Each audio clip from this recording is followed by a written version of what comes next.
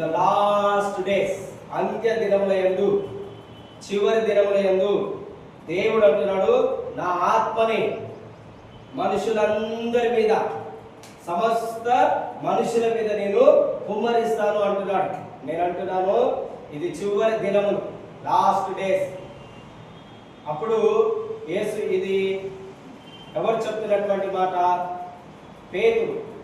పేతురు 12 మందిలో నిలిచి చెప్తున్నటువంటి మాట. ఏమంటున్నాడు? ఇది యోవేలు ప్రవచించినటువంటి ప్రవచనము. యోవేలు ఎప్పుడో ప్రవచించిండు. ఆ ప్రవచించినటువంటి ప్రవచనంని పేతురు ఆ మాట ఎరిగిన వాడై ఆయన చెప్తున్నాడు. ఏమంటున్నాడు?